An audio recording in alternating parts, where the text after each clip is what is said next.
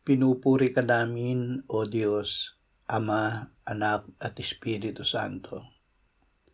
Salamat, Ama, na ibinigay mo sa amin si Jesus na iyong anak, na namatay para sa aming kasalanan, iyong muling binuhay, iniakyat at iniluklok sa iyong kanan sa langit.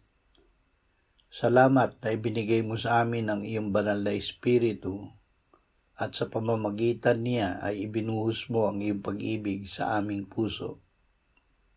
Ama, panatilihin mo kaming malinis sa kasalanan.